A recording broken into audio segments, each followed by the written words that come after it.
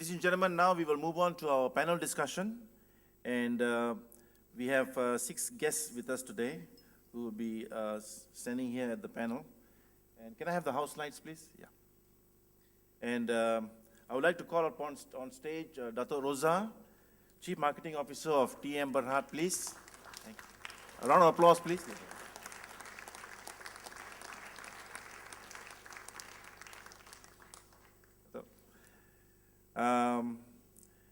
Henry Tan, Chief Operating Officer of Astro. Henry.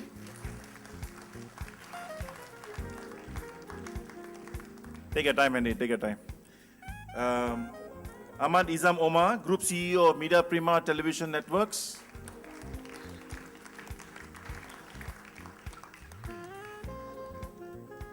Yeah.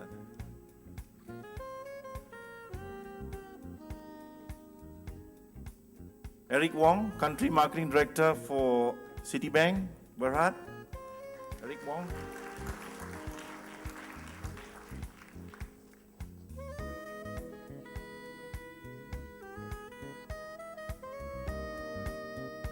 We must thank Henry, even though he's injured, he's come all the way. Big round of applause to Henry.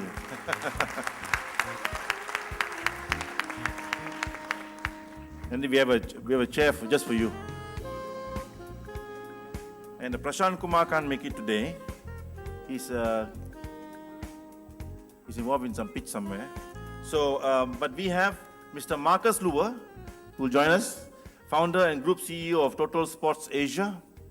Marcus. Marcus is an active participant of triathlons. So, I think you can stand for about 2 days, right? No problem. Okay. The microphones are there, so make yourself comfortable. What I have done, ladies and gentlemen, is I have invited these wonderful people, and I have told them to just come here and share their stories, especially since they are custodians of their brands and so forth. So this will be a cakap session, more than anything else.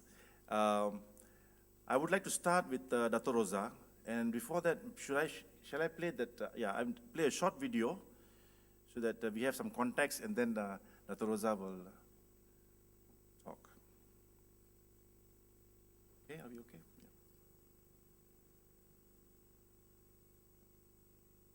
Yeah. Ayah, Rambi skor 2 gol hari ni. Hey, anak jiran sebelah tu skor 9A tau. Ayah, Ramli janji akan buat ayah bangga suatu hari nanti.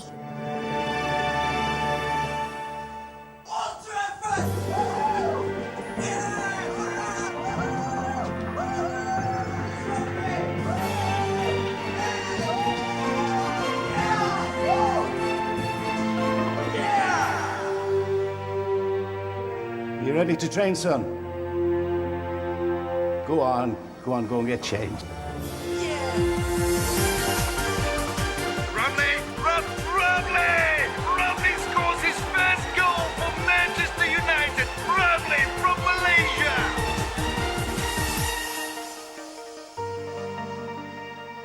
Ayah, Ramli janji akan buat ayah bangga suatu hari nanti.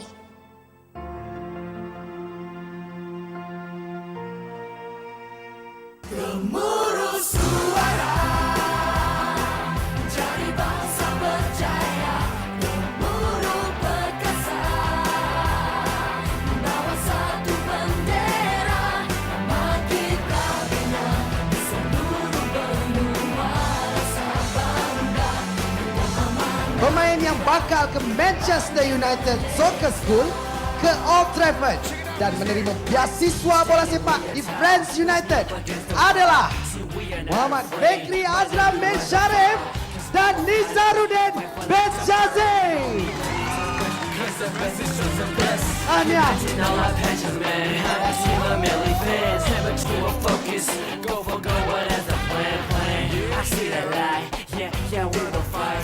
Amat membanggakan kepada kami ya di Telekom Malaysia dan juga tim Malaysia kerana Muhammad Nizar yang paling kecil berumur 13 tahun telah dipilih untuk mewakili Malaysia yang akan berentap di MUSS Finals nanti di Old Trafford, di atas padang Old Trafford tu yang belum ada lagi sesiapa daripada Malaysia yang menjejak kaki dan bermain di sana. Kita berganding dan meraihkan Malaysia.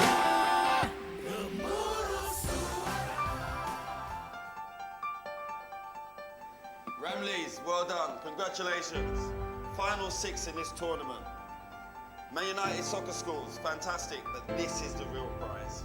Are you ready to train with the Man United players? Yeah! Okay, let's get ourselves dressed and let's get ready to go. Come on in, guys. Put on your kits. Come on, chaps. Come on, Ramleys. Come on, Ramleys. Saya rasa sangat gembira dapat jumpa pemain-pemain MU. Saya tak pernah terfikir pun macam mimpi pun dah nak import player ni. Tapi memang rasa betul lah saya ni. Benda ni kita tak boleh beli dengan duit. Kita pengalaman ni kita tak boleh beli dengan RM1 lah.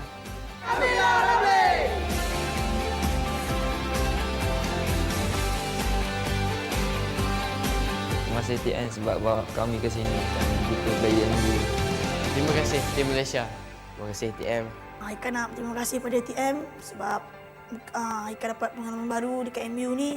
Terima kasih ATN sebab bagi pengalaman. Semua hidup saya takkan lupa pengalaman ni. Terima kasih banyak.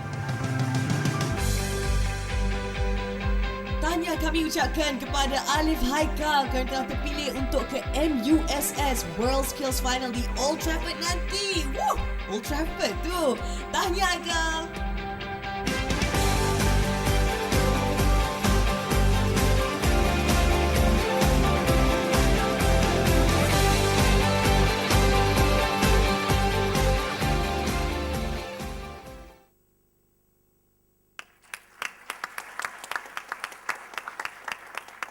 Before I call on you to talk about it, Dato Rosa, I just want to invite Anja Henze also to join us from Dutch Lady, Marketing Director for Dutch Lady. Anja, why don't you come on the stage?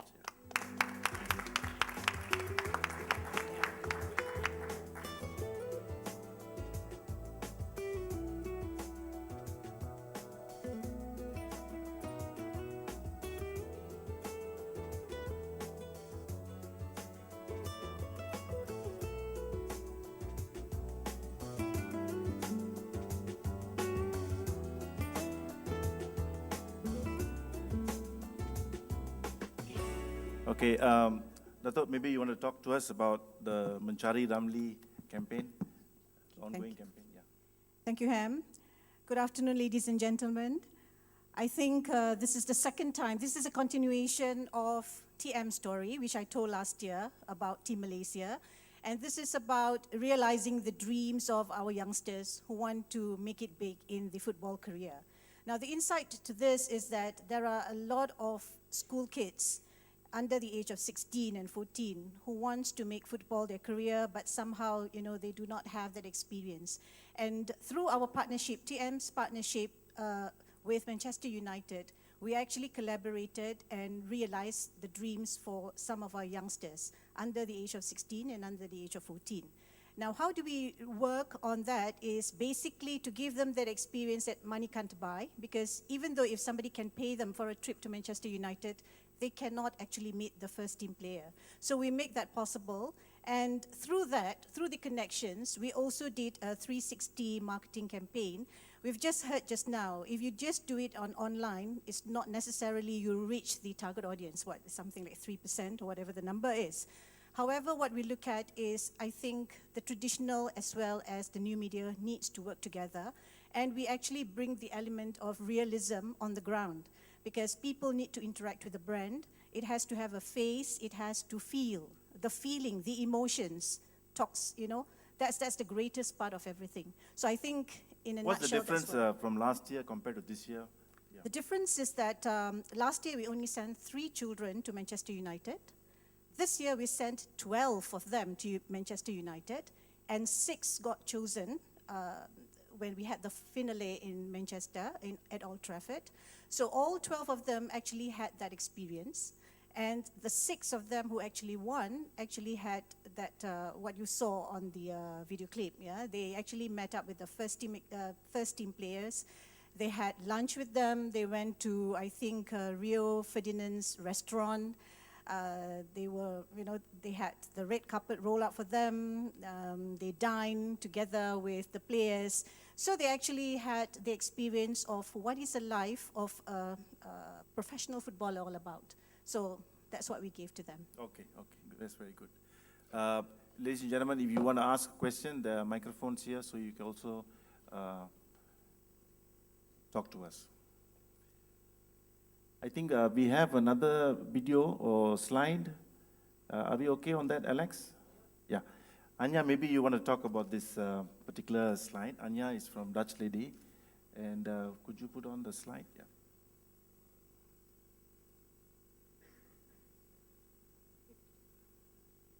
Technology.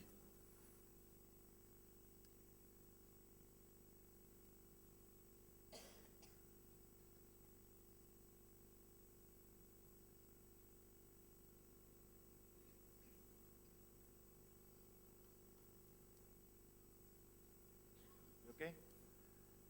Yes, so actually when it's about storytelling, I would like, shortly to tell my story or the story Dutch Lady.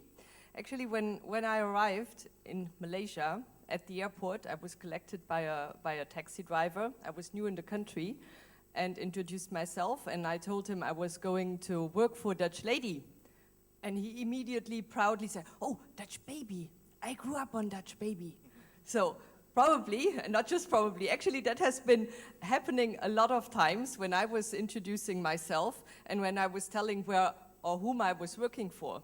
So, and actually there are two reasons for this. Of course, Dutch Lady, and especially growing up milk powder, has been in the country for, since about the 80s.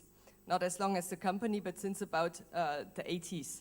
And we have been very consistently telling a story to the consumers. And of course, telling stories about smartness. This is what Dutch Lady stands for, smart kids. And actually, behind every smart kid is a smart mum. So actually, two things here. Sita talked about insights. So actually, the inside behind every kid, a smart mum. And we saw this coming back again in the Olympics video of P&G. So actually praising the mother. So now I would like to quickly show the video. And we don't have to watch it fully on Makata. Mum says, that was actually our TV commercial in 1983. So please bear with me. The quality, of course, we picked it up from YouTube, is not very, very sober. But let's have a glimpse look at it. Mum says, Makata.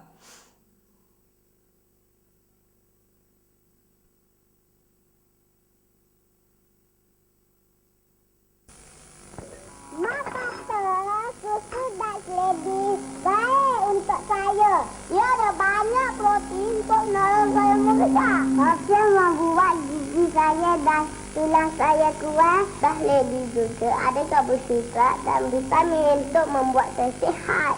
Tapi saya sukakan Dutch Lady sebab ianya sungguh lezat. Betul tak? Betul. Dutch Lady susu bermutu. The story then, 1983, Dutch Lady talking one way. This is what we were used to talk to consumers, one way, broadcasting out, Mummy says, behind every mum, a smart kid.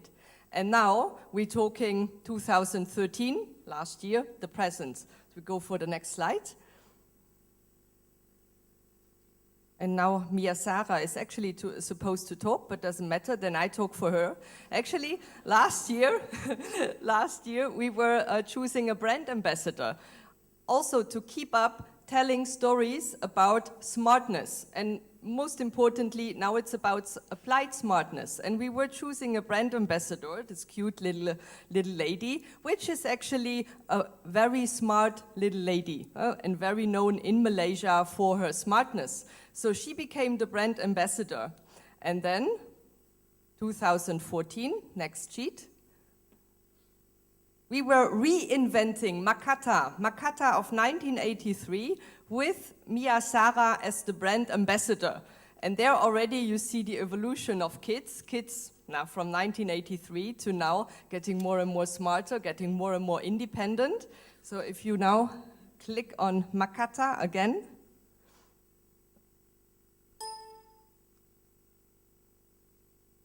Hello, everyone. Behind every smart kid is a smart mom. So let's hear from my friends what Mom says. Mom says when there's a will, there's a way. And Mom says Dutch lady growing up milk is good for us and delicious, right? Right. Share the wise words you tell your child and stand a chance to join me on my next Dutch Lady TV commercial. So actually here there are two things. One, kids indeed getting smarter and smarter, but also the campaign has shifted. Just from one-way communicating, we now ask the public to revert to us to also generate content. And I admit this is all in the framework of infant milk powder, which is a more traditional and a much more serious product category. But here we were asking mothers to revert back their quotes. How do they raise the children? How do they make them strong? And what did we used actually roadshows. So we went out to 30 locations. We stayed at each location for 3 days, and we provided even the laptops to mothers so that they could submit their quotes. And 10,000 quotes we received, 85% were indeed submitted online, and 15 were submitted via SMS, so those were the only 2 channels we used. And the winning vote then got filmed and will feature now in June in the extension of the campaign. So in that sense, it's a light version of user-generated content, all in the framework of infant milk powder. Thank you, Anja. Very interesting. I remember that commercial, betul tak betul. Henry, can I just jump? Eric, I'll come to you, don't worry. Henry, can I just ask you to tell us the Astro story, especially with your passion with regards to on the education side, Tutor TV? Thanks, Sam. Actually, I'll reword it slightly differently. I'll tell you my story at Astro, actually. When I first joined Astro, there was always a big question looming, and everybody saying, so what are your plans and what you plan to do? Given that Astro is a very well-known, very established entertainment company and had huge diversity in terms of content. Now, the challenge for a pay proposition is that how do you really add value to justify why people would pay you every month, right? So the difference is we are a pay platform. And so when I first joined Astro, the vision I had was to really redefine the value proposition and to really go beyond what we will call entertainment space into what was termed at that time the live space. Now, some will be wondering what you mean by entertainment and live space. I think entertainment is self-explanatory. We all know what it is all about. Television business is foremost all about entertainment. But the live space is something slightly different. Live space will define is something that touches you and your family and redefines the value. Now, in the Malaysian context, what will be classified as one of the most important live space, and anybody speaking to any Malaysians of any ethnic background will realize that amongst parents, one of the most important area is actually education. And you do any research, ask anybody in the street, what as parents worry the most, single top concern will be my child's education. So here comes the vision. The plan was to then enlarge Astro's proposition beyond entertainment into live space, starting first and foremost with education. Now, what are the challenges? Now, the truth of the fact is it's easy to be creative when you're entertaining, but it is really, really difficult to be creative in the education space. Now, at that point in time, obviously, this vision sounds so simple, but every consultant we met were very negative. To be blunt and frank, one of the world's foremost consultant, and he actually consulted for even our government, and in one dinner meeting in front of my boss, we mooted this idea, literally looked at me and said, where have you left your brain? Okay? have you done your homework? Have you checked across the world? And if you have done so, you will realize that everyone who attempted this failed. So I suggest you go back to the drawing board and do your homework before you even suggest that.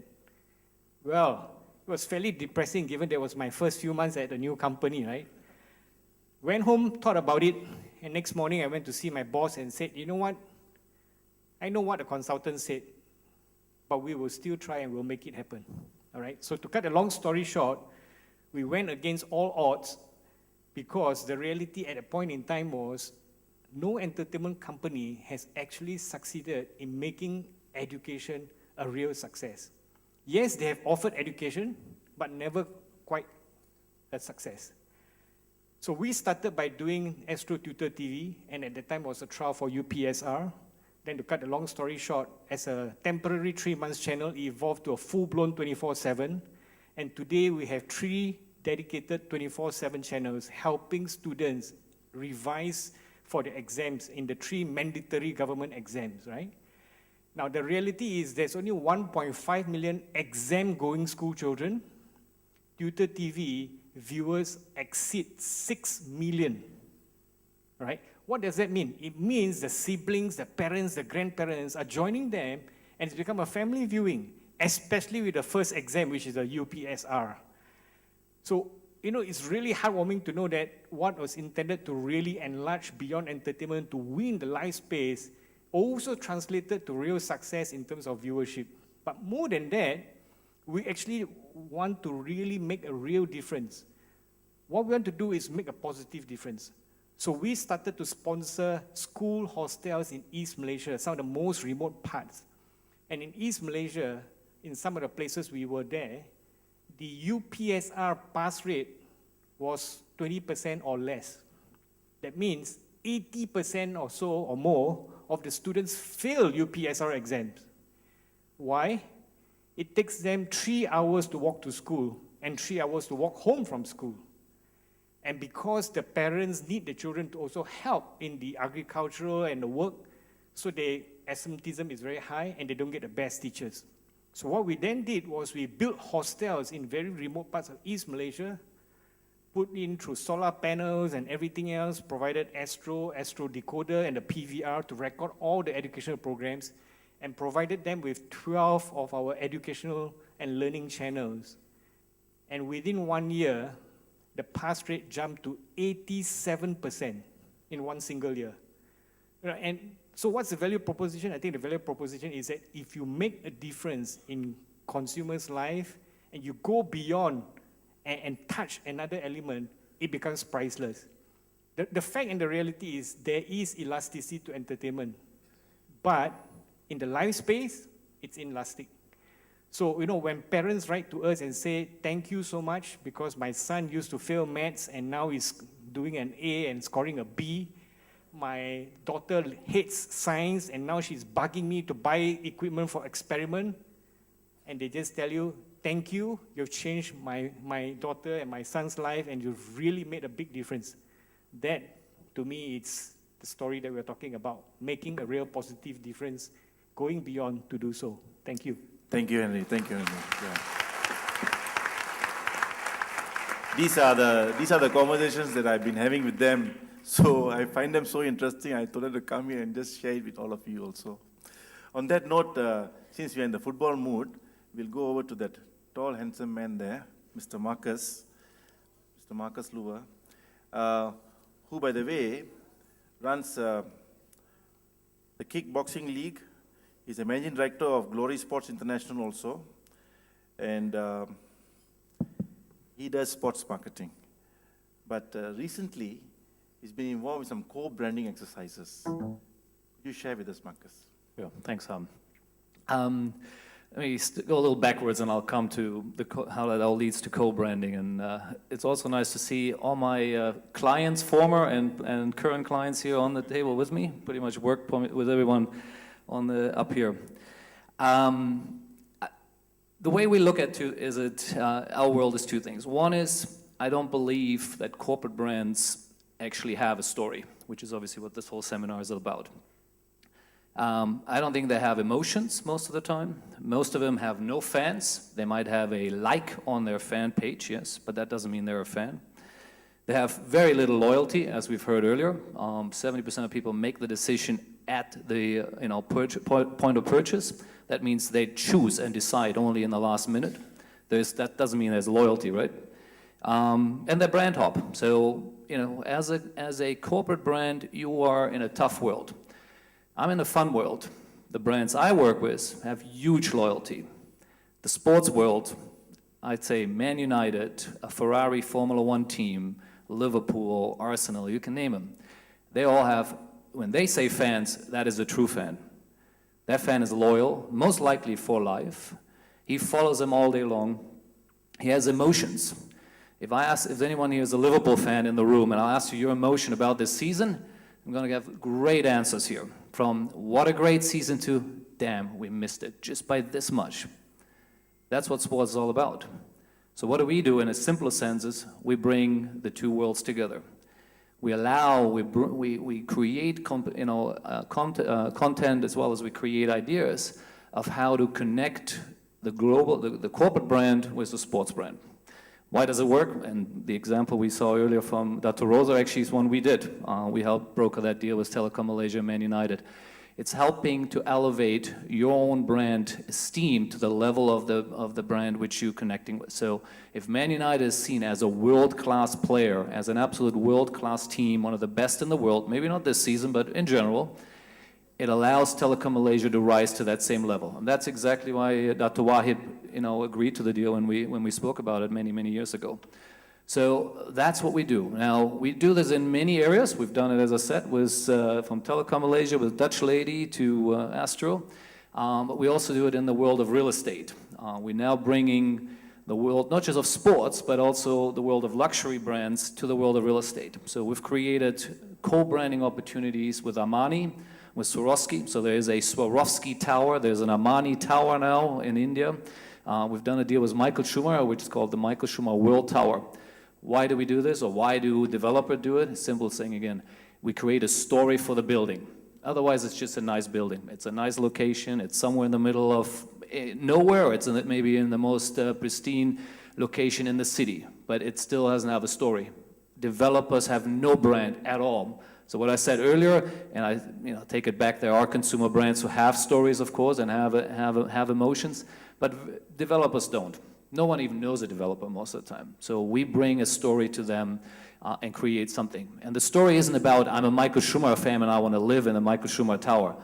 I want to live like Michael Schumacher. I want to be living like the rich and famous. That's what it's all about.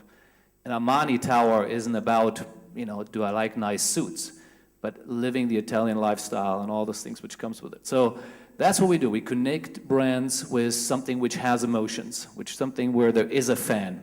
And we found that luxury brands, you've seen the pictures, images, I'm sure, of a Louis Vuitton shop, and people line up to get in.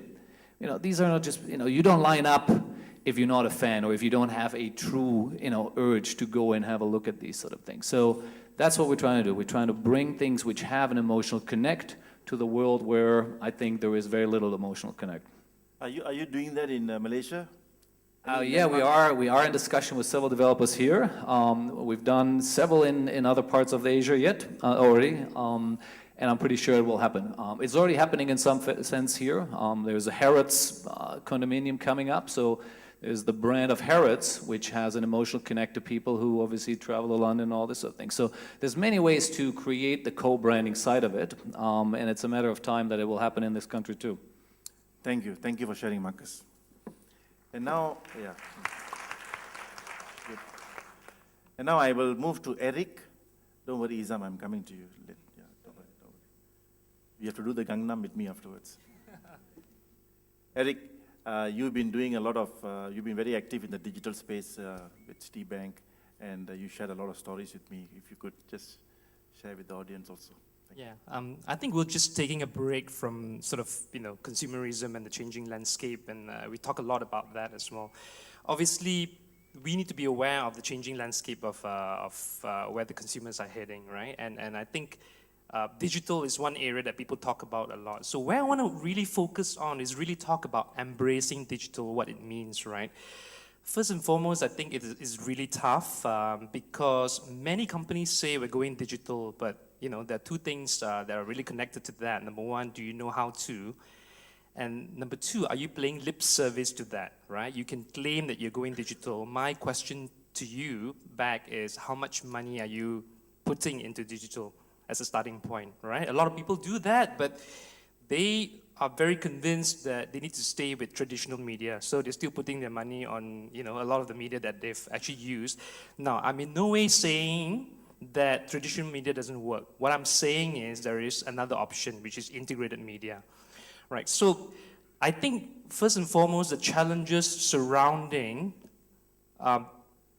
proposing a new way of doing things is very, very challenging. And I think it takes someone in our position to start doing this cajoling, to start doing the engagement, to power the conversation. So what I want to share is my own personal experience walking around the marketing department. The kind of conversation I have with my team members are, what sort of visits do we have on our web pages today? How many people are accessing the information that Citi is providing via mobile? These are the kind of conversation that actually replaces a lot of conversations that we used to have, right? So first and foremost, you really need to put a lot of effort into doing that. The second part really is about insights, right? We talk a lot about that in the morning. So I guess as a bank, we're quite lucky that we're able to collect information of interaction points with customers every single step along the way. So we know of our customer base, actually by individual, whether they have been to Pavilion shopping mall in the last 3 months, what goods they purchase, how and what time they purchase those goods, right? So for us, the trick lies in putting that whole information and convert them into insights, and then subsequently actually delivering those. So we use a lot of email marketing, right? Which is the term used to describe obviously sending out email to our base. Now, every email has a role. So this is not taking the entire base and blasting it and saying that, we've actually done, a good job doing that. We actually slice and dice the database. So for example, we're going to be beaming out an offer on a H&M deal. We need to make sure that it's a relevant offer to customers. So first and foremost, do you even know whether it's relevant to the consumer? So we use behavioral points to tell us if it's a relevant offer to the customer. So for example, has a customer been purchasing similar goods? So if the customer has been buying things from Uniqlo, for example, that's one connection we can make. If the customers have been to shopping malls in the last 3 to 4 months at a particular frequency, he becomes relevant as well, right? We also look at groups of people who have similar behavior in the same category, and we're looking at sort of demographic as well as psychographic data as well. So pulling that together, we're able to concoct a list of individuals where we can actually beam the offer to, right?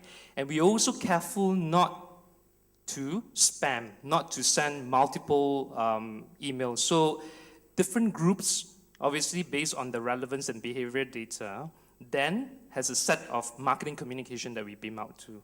And that's really a lot of hard work, but that's what you have to do when you talk about one-to-one marketing. It is not really about building a database and beaming messages to the masses, right? Now, that's been our journey, and there's been quite a tough journey because there's a lot of discussion. There's also a lot of discussion about, insufficient data. When you have insufficient data, the marketing mind comes to play, right? Because marketing sometimes is about intuition. Marketing sometimes is about taking risks as well. And this is where we debate as a team to say, we're going for this, and we try out. And that whole spirit of piloting becomes very critical as well, because I can tell you, your first online video, and we've heard a lot of presentations about it, 0.3%, and it goes viral. So in the organizations that you represent, you need to make sure that you agree that, we are a culture of continuous improvement. We need to be able to debate this, because if we're not, this journey is going to be very, very tough for everyone. So that's been sort of embracing digital journey for me personally. It's really a learning experience. We don't claim to be an expert in this area, but I guess you always need to take the first step, the first leap. And that's kind of my story. Thank you, Eric. I appreciate it.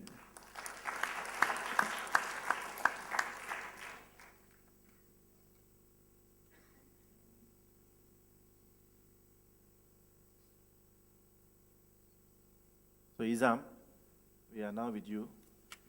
You are also known as a Tonton guy. So please share. Okay, hang on. Let me just tweet everything that everybody is talking about. Okay, maybe we take this off first and just show my face, if it's possible.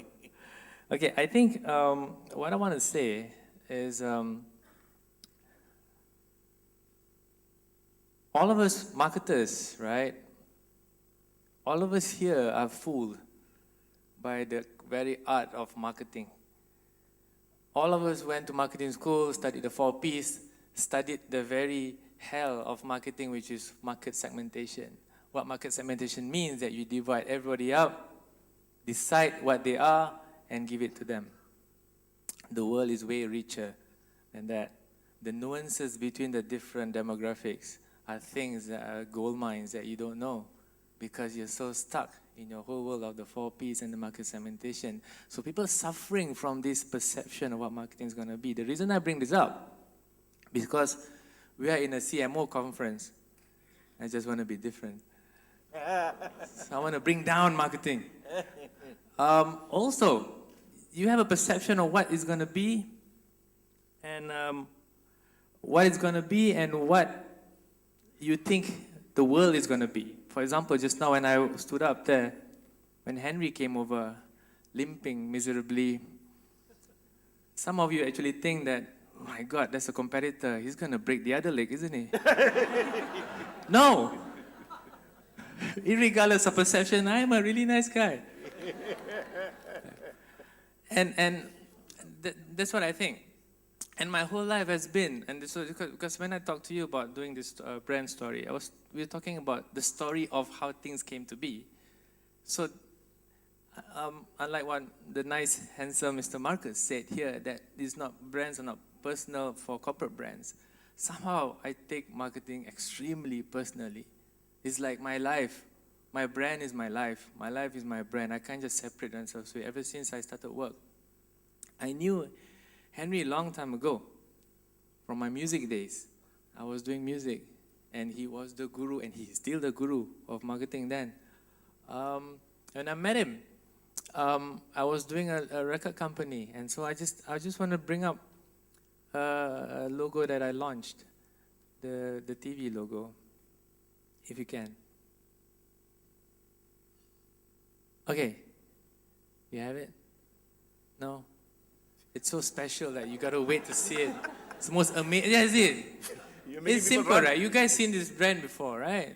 Yeah. Who hasn't seen this brand before? Okay, all the foreigners, don't put your hands up. But the local guys, you guys seen this brand before, right?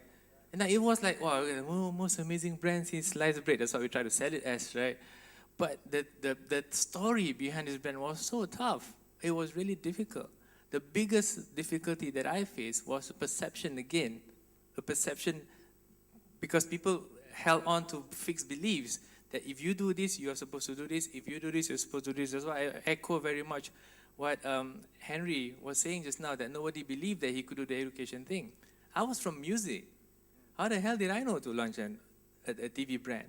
In fact, everybody around me from TV land at that time, and had friends in Astro before you went there, so they were all evil then. Now you're all nice. They were all saying that, Isham, don't launch a TV station. You'll die. We'll kill you. The guys from NTV7 said, what do you know? You're a music guy. Right? And so, but it's because I didn't know anything, because I didn't know shit. And that's why the guys from TV3 wanted me to do this, because then it would come out very different than everything else. Again, breaking perceptions, breaking market segmentation, breaking whatever fixed beliefs in your head. because the world is richer than what you think of, right? So what happens in market segmentation is when you take something and you go the wave, you bring it along with you, right? You're bringing the wave along with you. Researchers, sorry if all you research people are there, and marketers, they look at what's left in the wake and they categorize, this is what happened. This is what happened, right? So always 6 months behind. I don't want to be the guy counting, this is what happened. I want to be the guy in front, pulling everything away and moving here, moving it left, and this is what ATV is. This is what we did.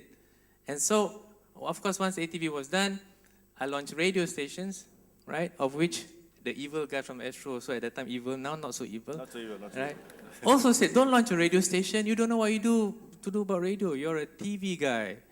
Again. So using that, knowing that the industry is only 6 months behind and the people want it, so we launched radio. Then of course I launched Tonton. Again, people were saying that, what do you know about digital? You're traditional TV broadcaster. That sounds so evil, like I'm a swear word. You're traditional TV broadcaster, you know, it's like as bad as the F word. But we launched something, we went beyond, we skipped the technology, we went beyond the set-top box, sorry Henry, we went beyond the set-top box, it went straight to the internet. Straight to the internet, which now he's catching up lah with Astro on the go. But we were there first. Sorry.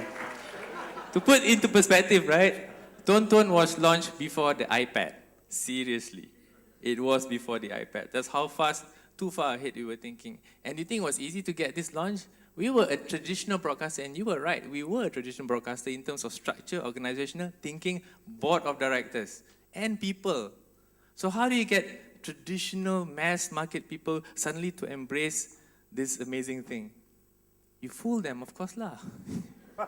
You tell them this, if you don't do this, you're gonna die. You scare them into submission.